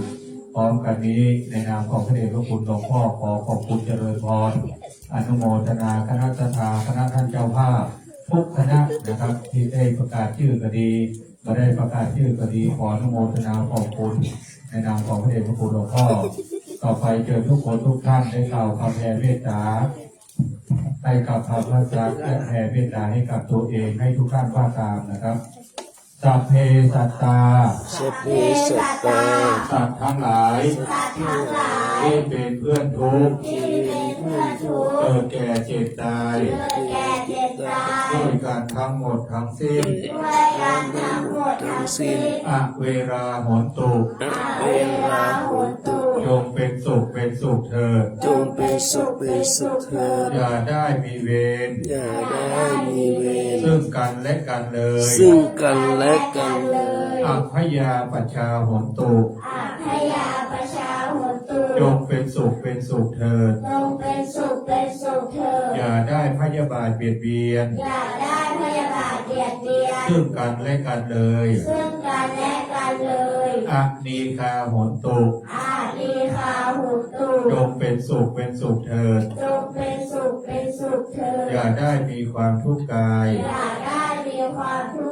ทุกข์ใจเลย สุขีอัตตานัง ปริหารันตุจงมีความสุขกาย สุขใจ รักษาตน ให้พ้นจากทุกภัย ทั้งหมดทั้งสิ้นเถิด อาหังสุขิโตโหมิ นิพพุโขโหมิอเวโรโหมิอโรโคโหมิ สุขีอัตตานัง ปริหารามิ ขอให้ตัวของเราเอง จงมีความสุข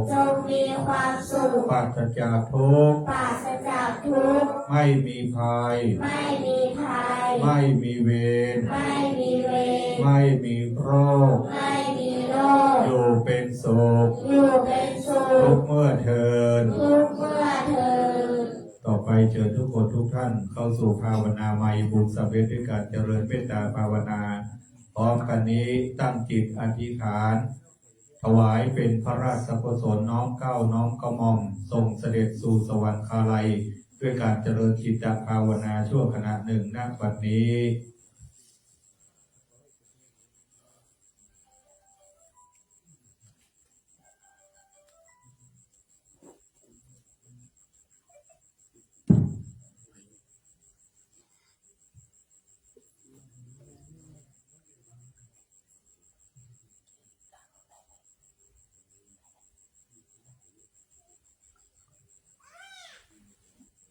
กับขอควรสแผ่เมตตาสบายมือเหนือและนาพร้อมกันนะครับ อิตังตานากัมมังนิพพานาปัจจายโยโตโทนิจังอิตังศีลาตัมมังนิพพานาปัจจายโยโตโทนิจังอิตังภาวนาปัจจายโยโหตุโนนิจังยังกิมจิกุสาลังตาตาปังกัมมัง เปหิกาเตหิกาตังปุญญังโนอนุโมทันโตสุนันโตคนโตเยเตวะอาสามิงคาเนอาทิคาตาทิคายุกาสัทธาหุนโตสัพพาสัตตานังสุขีอัตตานังปาริหารันโตมาตาปิตาโสกิตาหุนโตสุขาปาหุนจันโตสัพเพญาตากาสุกิตาหุนโตสุขาปาหุนจันโตสัพเพญาตากาสุกิตาหุนโตสุขาปาหุนจันโตสัพเพปิสาสัพเพยัคขาสัพเพเปตาสุกิตาหุนโตสุขาปาหุนจันโตสัพเพนัคขตาสุกิตาหุนโตสุขาปาหุนจันโตสัพเพเทวาสุขิตาหุนโตสุขาปาหุนจันโตสัพเพ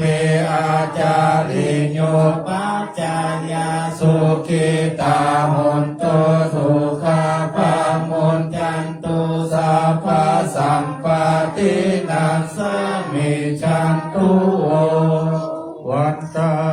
มิพุทธังสัพพังเมโตสังฆามาคามิพันเตวันคามิธัมมังสัพพังเมโตสังฆามาคามิพันเต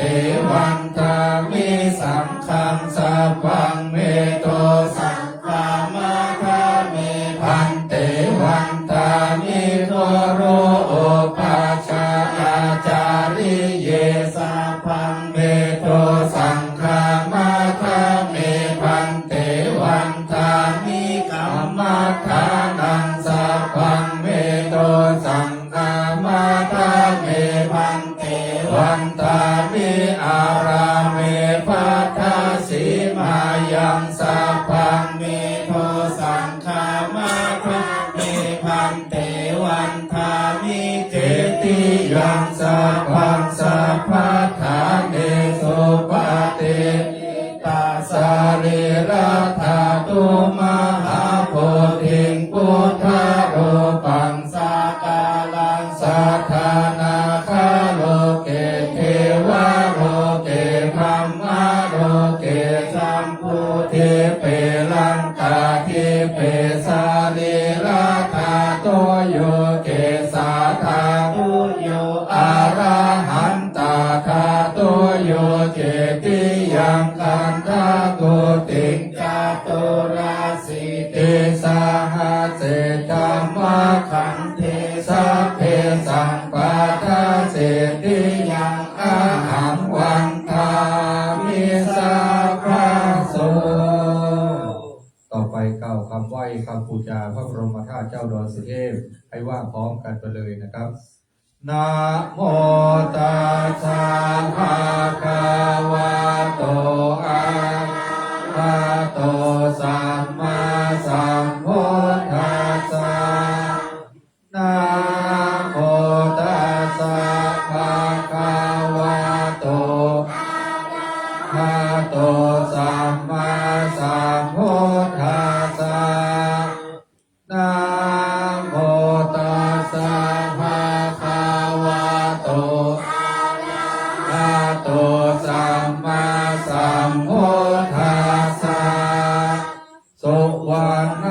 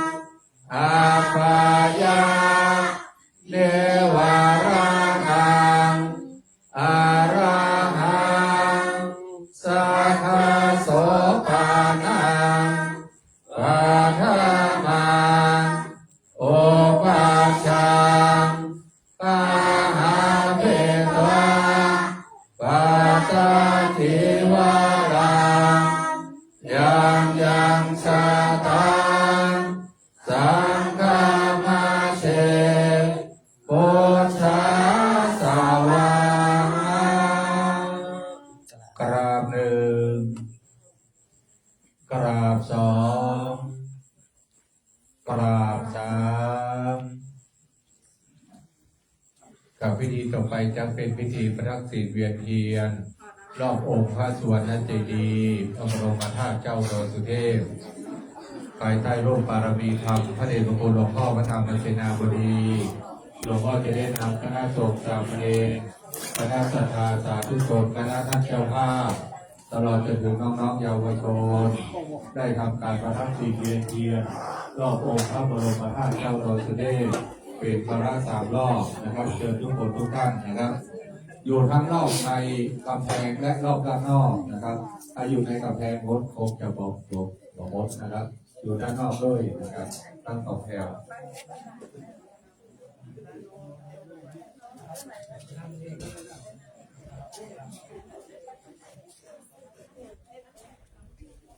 อิติปิโส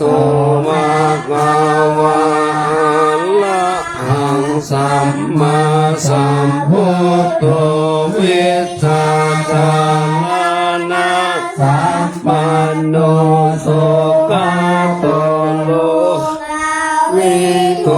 อานุตตาโลปุริสาดัมมาสาลาเดจัตตาวามนุสสานังพุทโธภะคะวะเตภะโตภะคะวะตาสันติเดโกอาคาลิโกเอหิปานายิโกปัจจตังเวทิตาโวหิติโหตันโนวะโตสาวกสังโฆปฏิปันโนภะคะวะโตสาวก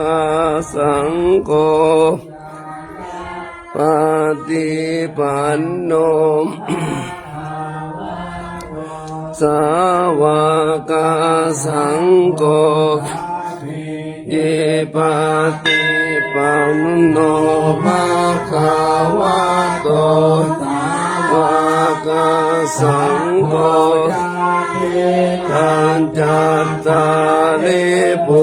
ริสายกอัตตาปุริสาภุคาลาเอสาภะคะวะโตสาวกสังโฆนายโยปะหุนายโย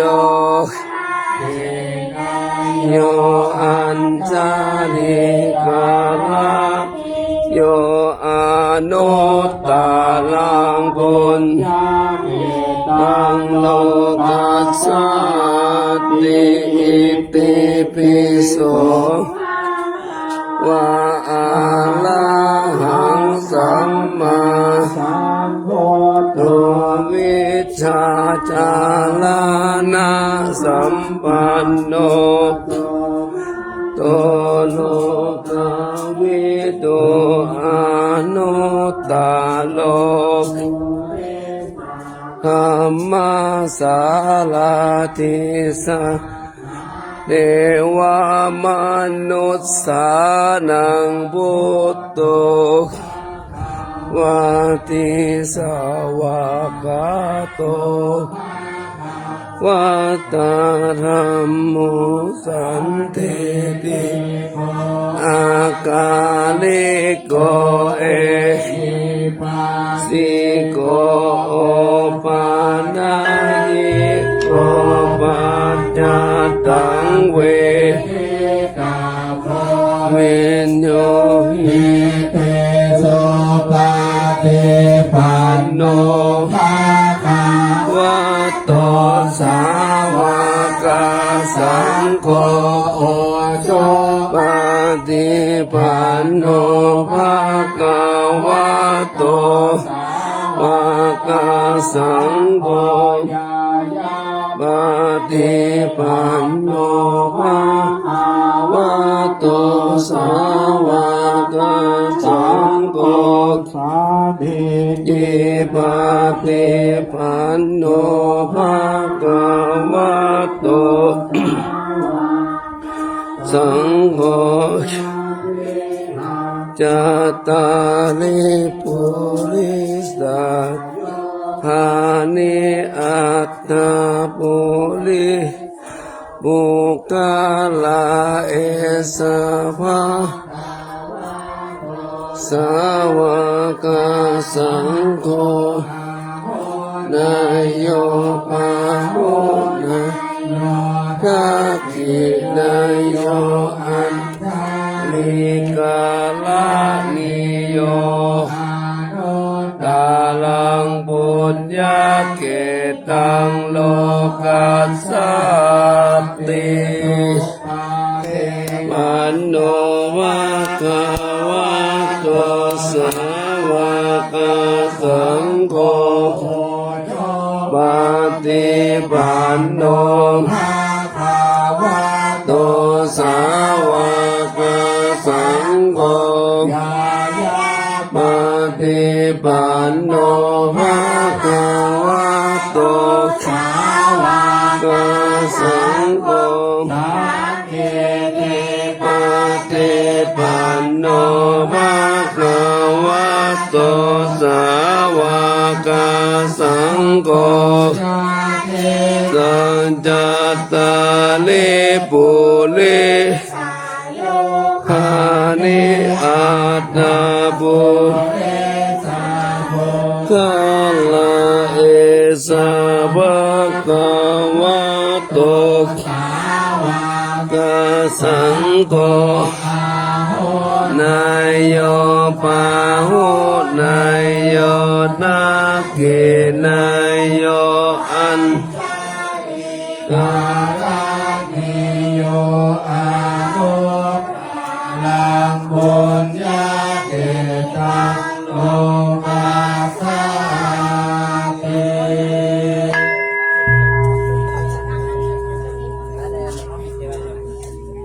ต่อไปนี้ภายใต้ร่มบารมีธรรมพระเดชหลวงพ่อพระธรรมเสนาบดีได้นำคณะสงฆ์สามเณรคณะสัตยาสาธุชนคณะท่านประธาน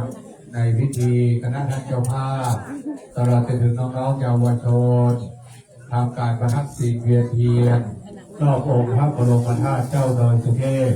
เป็นวาระ3 รอบเป็นที่สำเร็จต่อไปเราจะได้กล่าวคำอัญชลีวัดอภิวาทองค์พระบรมธาตุเจ้าดอยสุเทพนะครับเดินมาด้านหน้าก็ได้ด้านหน้าอีกมาได้อีกนะครับด้านหน้า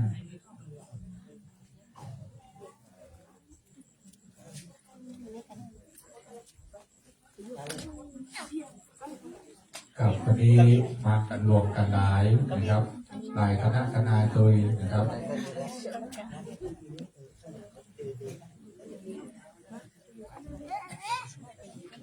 กับต่อไปเชิญทุกท่านพนมมือนะครับอัญชลีวันทาอภิวาทอัญชลีวันทาอภิวาทอัญชลีวันทาอภิวาทอัญชลีวันทาอัญชลี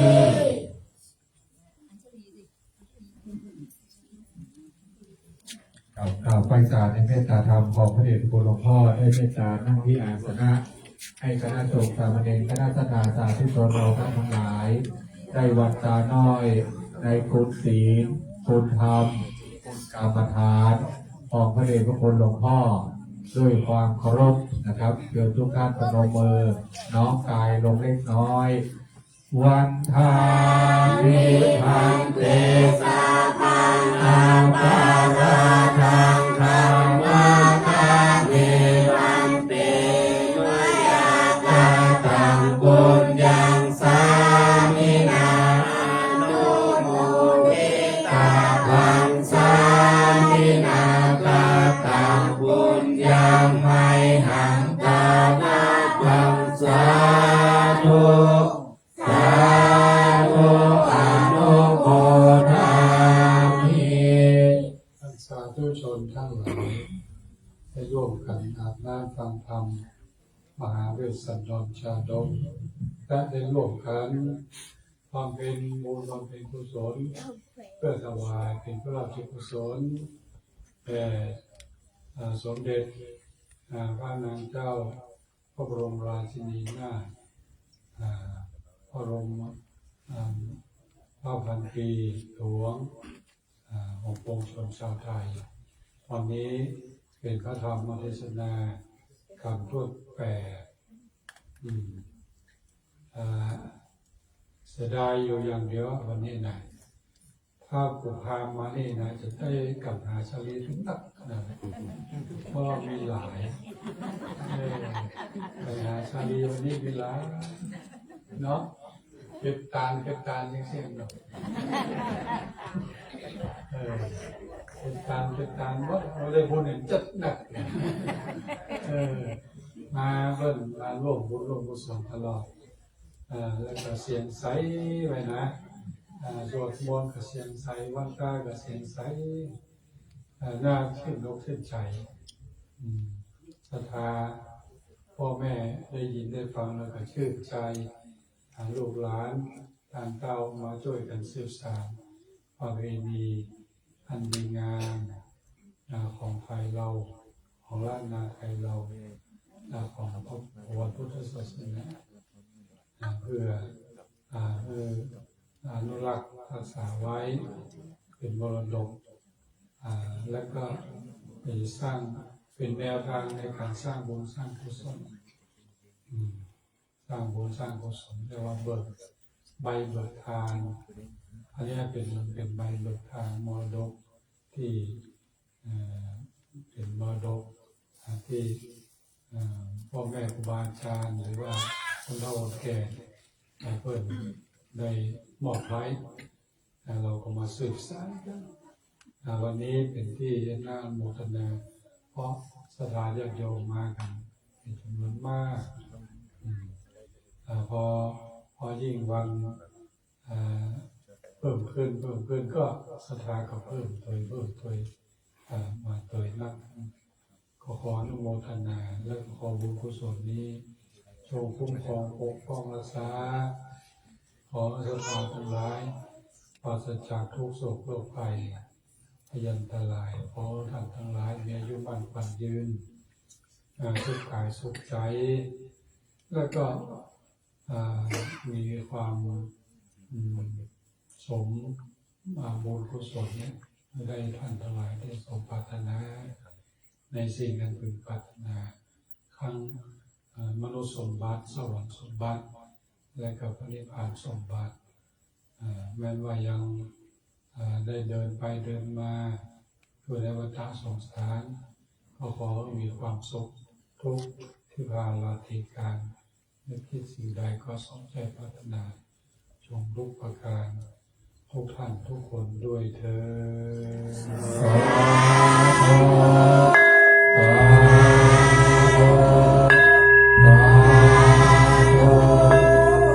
อีกคำรอบเดิมประดมเลยนะครับอันกาลีวันตาอาภิวาอันกาลีวันตาอาภิวาอันกาลีวันตาอาภิวาอันกาลีวันตาอันกาลีวันนี้ผลบาทรากไม้พักไม้ใส่เกลือข้าว Cái sờ sờ đấy này, sờ đấy này nha.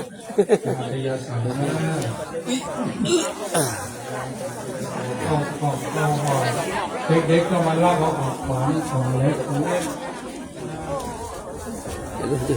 Đấy. Ui.